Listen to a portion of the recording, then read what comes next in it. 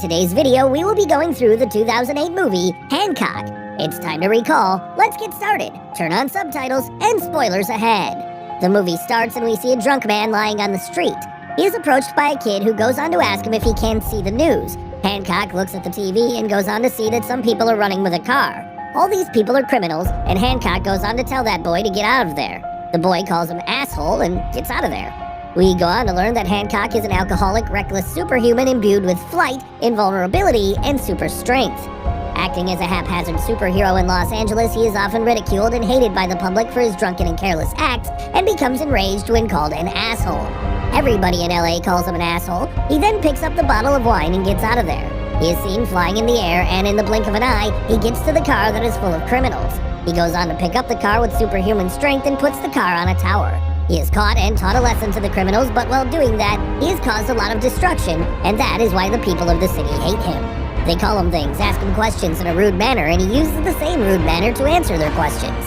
The scene then changes to a traffic jam near a railway truck. We see that a man named Ray is in his car, and he realizes that his car is right on the railway track. He can neither move forward nor back because his car is surrounded by many other cars. As he tries to get some space to his car off the railroad, he sees the train approaching. Ray decides to get out of the car right away, but his lock does not open. He now gives up and sees the death coming. This is when Hancock appears and shoves his car away just in time. He even stops the train, and because of this abrupt stop, many carts in the cargo train get crushed, and the people again go on to call him things and insult him. Ray appears and tells all the people that today he is alive just because of Hancock. He then shakes Hancock's hand and tells him that his car is a mess now. Hancock then picks up his car with Ray in it and puts the car right in front of Ray's house. Ray's son comes running towards him, and it turns out his son is a big fan of Hancock. They invite Hancock into their house for a cup of coffee. They even go on to have dinner, and we see that Ray's wife does not really like Hancock. He goes on to ask Ray's son named Aaron about the food in his goofy style, but Ray's wife Mary does not like this style at all and tells Hancock that this is no way of talking to kids. Aaron then tells him that there is a kid in his school who has been bullying him. Hancock tells him to kick that kid in the nuts and then drag him on the floor to intimidate him. Mary is again shocked at the kind of things he is teaching her son. Hancock is about to leave when Ray goes to him and tells him that he wants all the people in the city to give Hancock the respect he deserves. After a few days, Hancock comes to see Ray again and goes on to ask him what he should be doing to earn the people's respect. Ray decides to help him.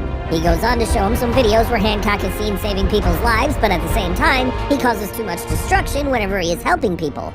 Mary comes home, turns on the TV and the news. The reporter is reporting that Hancock has not bothered to show up at his last 6 court hearings. She is seen bashing Hancock as she expresses that this man should be in jail at any cost. Ray comes up with an idea.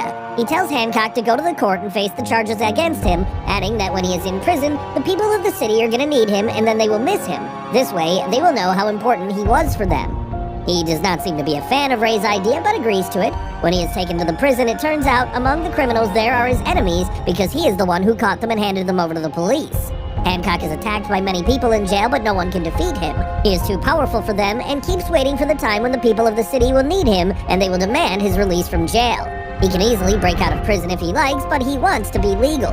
The crime rate increases in his absence. Ray comes to see him in prison and tells him that he has been sentenced to 8 years, but if he is good to everyone in there, his sentence could be reduced to 4.5. He loses it and breaks the prison gate to get out of there, but Ray calms him down. He tells him that he should stay put and stick to the plan. Hancock is later visited by Mary and Aaron, who bring him homemade spaghetti with meatballs. Time goes by. Hancock is bored in prison, and one day when he is in his cell, a cop comes to him and tells him that he is needed outside. He goes out. This time he is wearing a costume, and when he gets there, he makes sure that he does not cause any kind of destruction. Ray tells him that whenever he sees a police officer, he should say that you're doing a good job. He sees an officer and says, "You're doing a good job," and the officer says he knows he is doing a good job.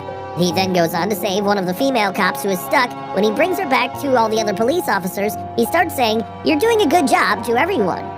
Then comes the time when he has to save the hostages. 4 people have taken many people hostage on gunpoint inside a building. Hancock eliminates the 4 terrorists one by one and saves the hostages without causing any destruction. When he comes out with the hostages, he again says to the leading officer, "You're doing a good job," but this time the officer goes on to say to him that he has done a great job. All the people in the city now start respecting him. He is applauded by hundreds of people gathered around the building. Hancock has dinner with Ray and Mary. Ray goes on to ask him if he has come from another planet. He says that he does not know anything about that and reveals that he is an amnesiac and immortal, having woken up in a hospital 80 years ago with no memory of his identity. He says that he remembers these 80 years, but does not remember what happened to him before that. He says that he remembers that he was badly injured, but within 1 hour, all his wounds got healed without any treatment. He says that only 2 things were found in his pocket, a chewing gum and 2 movie tickets. He says that no one came to see him in the hospital. The doctors told him that he was stopping a mugging and was clubbed in the head. Ray tells Hancock that Mary is Aaron's stepmother and that his biological mother had died in childbirth. Carrying a drunk Ray home, Hancock kisses Mary, who kisses him back but then throws him through the wall, revealing that she also has superpowers. Hancock is shocked at this revelation, and Mary goes on to tell him that he should not speak of it to anyone, or Ray for that matter, and then gets out of there. The next day, when Ray wakes up, he sees that one of the walls of his house is broken and asks his wife about it. She tells him that Hancock sneezed last night and that caused this hole in the wall. Hancock shows up then and understands that there is definitely some kind of superpowers in Mary too.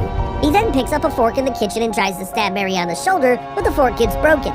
He then picks up another thing from the kitchen and hits her on the head. It also breaks. He then goes on to pick up a pair of frying pans and is about to hit her with it, but she turns around.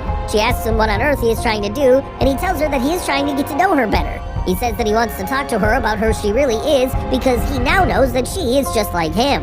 Mary says that she will talk to him, but it is only going to be once, and after that, he will leave her family for good.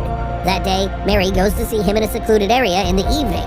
He goes on to ask her who they are, and Mary says that some people call them gods, some people call them angels, and some people call them superheroes. Hancock goes on to say that both of them are the same, but Mary says that they are not the same. She goes on to say that she is way more powerful than him. He asks her if there are others like them, and she tells him that there used to be many like them, but they have been finished off now. She says that they are the last 2 of their kind.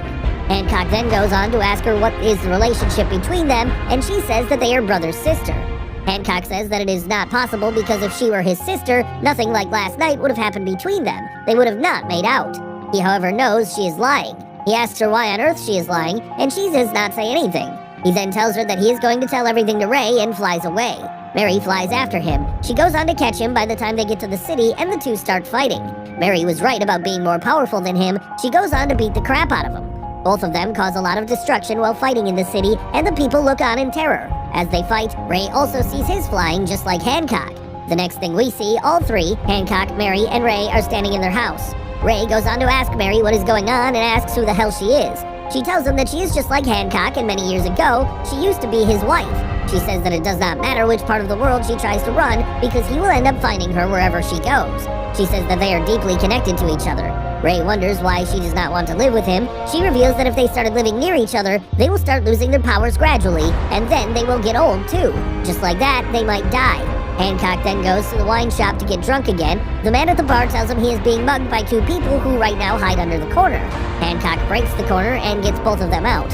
One of them go on to shoot Hancock, and when he is done with the robbers, he says that he is bleeding from the part where he got hit by the bullet. This is the first time it has happened. He has been hit by bullets many times, but he never even got a bruise from them.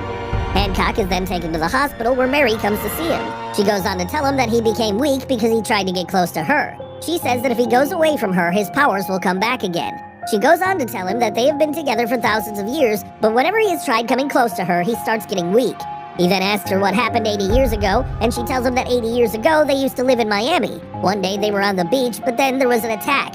She says that they were planning on going to watch a movie that night, and that is why he had those 2 tickets with him. When they tried getting out of there, Hancock was attacked and he got a big blow to his head. He was right away taken to the hospital, and when he woke up, she was right there with him, but he did not recognize her. This is when she decided that she would go away from him, and when she did that, he recovered from his wounds within 1 hour.